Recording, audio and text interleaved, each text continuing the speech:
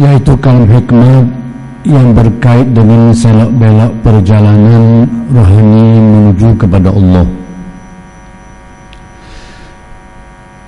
yang sepatutnya dan yang dikehendaki dalam perjalanan kerohanian itu ialah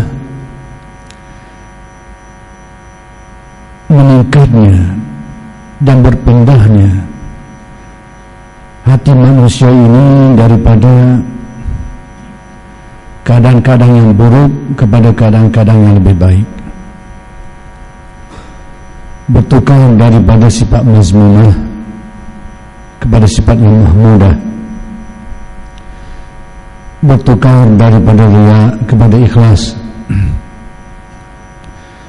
bertukar daripada takabur kesombongan kepada tawadhu,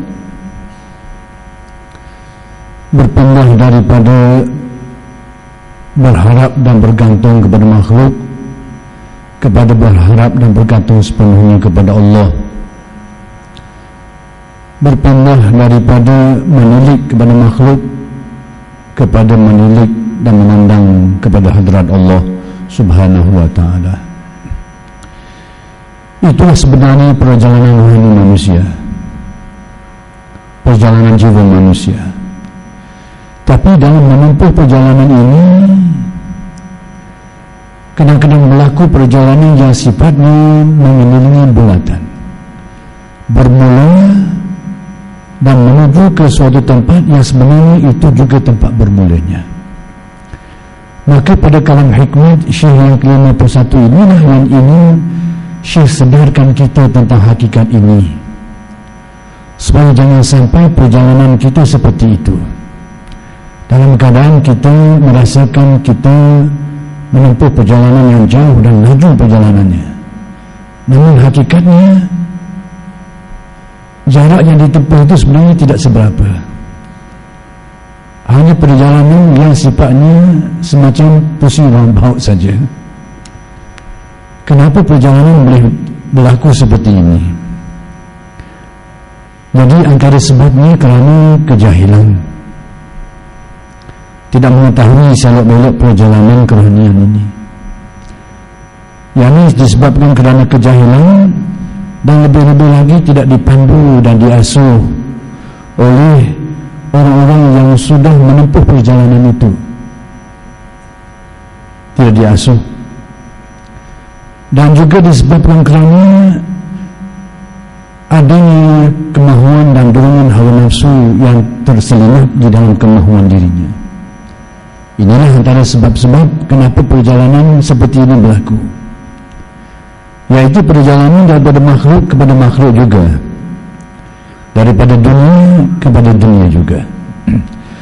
Maka itulah intibati daripada kalam hikmat yang ingin disampaikan oleh Syekh pada kalam hikmat yang ke-51 ini.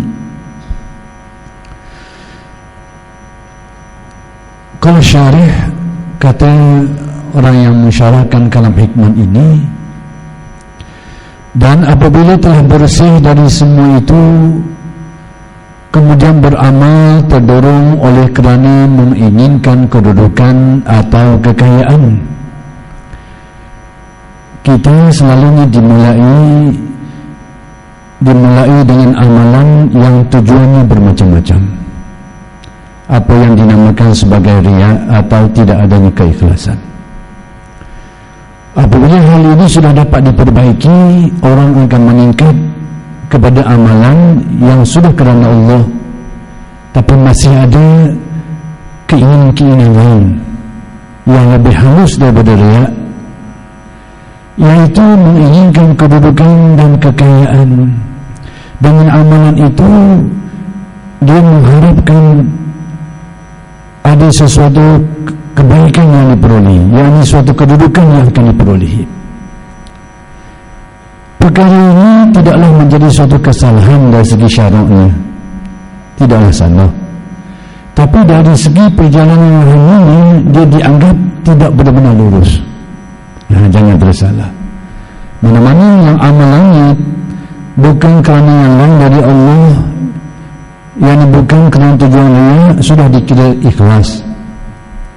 Tapi bila ada kemahuan-kemahuan untuk mendapatkan kedudukan, sama ada kedudukan duniawi ataupun ukhrawi, mendapat kedudukan darjat di akhirat, tidak salah semua ini. Jangan disangkakan satu kesalahan, tidak. Tapi nisbah kepada kelurusan perjalanan jiwa untuk mendekati Allah dianggap macam terbabah sikit. Macam orang yang nak masuk istana, masuk dah itu bagus, tapi tak boleh ngadak molek lagi, duk main dalam kebun. Duk main dalam kebun, tengok comel tempat tu, tak ada masalah dalam istana dah, tapi dalam kebun tak masuk istana tu lagi, apatah lagi nak beradab dengan sultan. Begitulah bandingannya.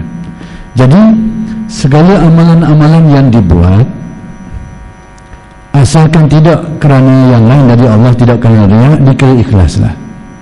Cuma tinggal lagi martabat keikhlasan itu. Persoalan sekarang martabat keikhlasan.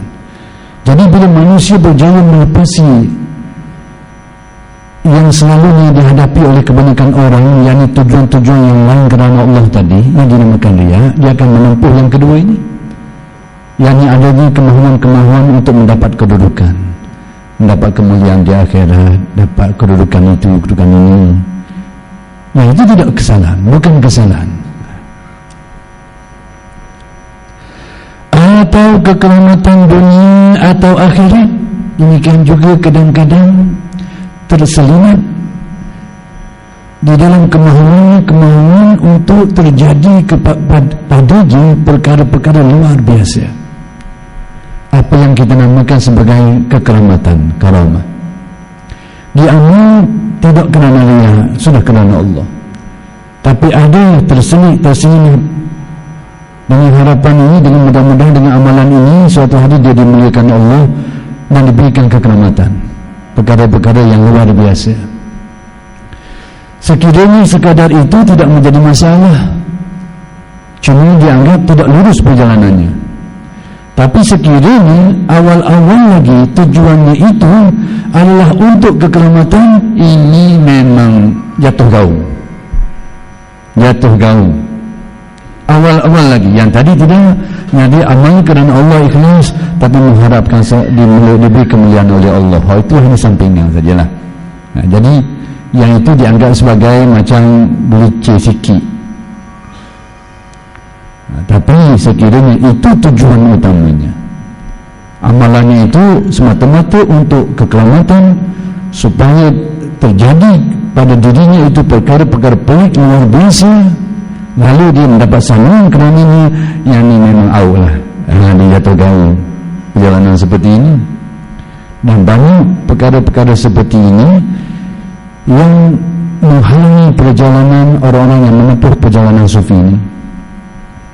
Bahkan kata ulama tasawuf, antara tempat yang kebanyakan orang terhenti dan tergelincir di sinilah, pada waktu dia dizahirkan Allah perkara-perkara pelik dan luar biasa. Ramai orang sakok sini, ramai orang sakok. Nah, dia asyik dengan kepelikan itu. Bukan sekadar asyik, bahkan dia memalingkan kiblat hatinya ke arah itu. Dia sudah menyimpang perjalanan rohaninya. Lebih-lebih lagi, selalunya terjadi kepada orang yang tidak dibimbing perjalanan rohaninya. Selalunya di sini tempat dia tergelincir, lalu menginginkan kehebatan, keluar biasaan. Kadang-kadang terjadi, berlaku kehebatan itu, berlaku kepelikan ini, dizahirkan Allah, tapi bukan lagi bernama karamah, bukan lagi bernama kekeramatan. Dia sudah bertukar menjadi istidraj, tipu daya, menjadi tipu daya untuk dirinya. Bagaimana kita nak tahu itu satu tipu daya? Ini adalah perkara-perkara yang agak halus, yang sukar untuk dikesan. Kalau kita nak bezakan perkara-perkara yang lain dari itu agak mudah. Sekiranya perbuatan yang dilakukan itu perbuatan yang melanggar dengan syarak, i'tikad yang dipegang itu i'tikad yang menyanggahi i'tikad yang sepatutnya, terjadi perkara pelik pada orang ini sedangkan dia berlarutan melakukan kejahatan, keburukan, itu jelas itu adalah sihir dan seumpamanya. Tapi bagaimana kalau hal ini terjadi kepada orang yang banyak ibadahnya, tekun ibadahnya, tak nampak dia, tak banyak dia melakukan keburukan-keburukan secara zahirnya? Apakah semua ini, apakah kalau terjadi perkara ini pada orang seperti ini semestinya kekelamatan?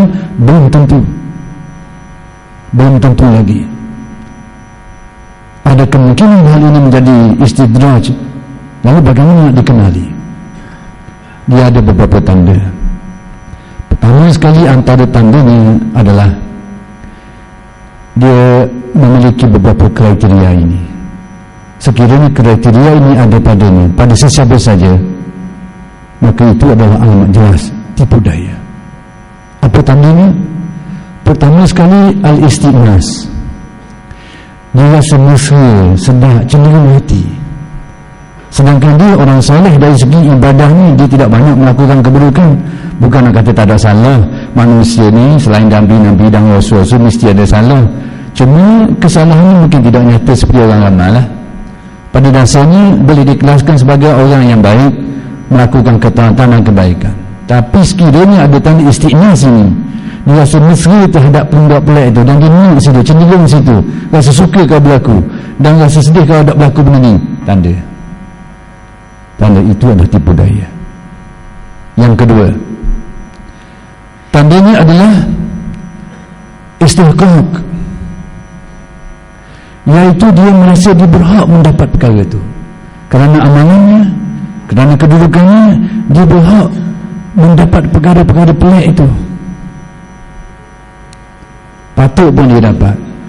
Ni baru baca 2-3 ayat ni, baca 5 ayat berat lagi. Ni baru kalau sebulan ni, kena 2-3 bulan berat lagi. Dia rasa benda pelik ni kait dengan amalan dia. Sekiranya hal ini menguasai dirinya dan nampak nyata bahawa dia terkait, bahawa kekelamatan itu banyak dikaitkan, dia sendiri banyak mengaitkan dengan amalannya, tanda ini tipu daya. Na'udzubillah min zalik. Dan antara tandanya juga adalah ihtikar al-ghair. Al-ihtikar al-ghair, ihtikar al-ghair ini dengan erti dia meremeh-remehkan yang lain, merendah-rendahkan yang lain, yang merasakan dirinya yang terbaik, dirinya yang paling utama, yang tidak ada tandingannya. Lalu dia rendah-rendahkan yang lain, dia remeh-remehkan yang lain. Sekiranya nampak alamat-alamat ini, tanda itu tipu daya yang nyata, tipu daya. Jadi itulah antara beberapa alamat yang dinyatakan oleh para ulama bagi mengenal tanda-tanda istidraj ini. Sebab perkaranya agak susah kita nak jelaskan sesuatu yang sifatnya istidraj ini. Kalau hak tadi tu bagi orang yang perkara pelik berlaku pada dia main tak semayang banyak, ataupun dia pegang pelik etikot-etikot yang menyanggahi etikot Ahlussunnah wal Jamaah, ataupun akhlaknya akhlak yang bercanggah dengan akhlak Islamiah, adab-adabnya adab yang bercanggah dengan adab Islamiah, ni jelas lah, ni memang satu benda yang karut lah. Memang sama ada satu bentuk sihir ke atau semacamnya. Tapi yang keliru sikit tadi, memperlihatkan watak kesolehan, tapi tak sedar ada alamat-alamat ni. Itu adalah alamat tanda istidraj, tipu daya.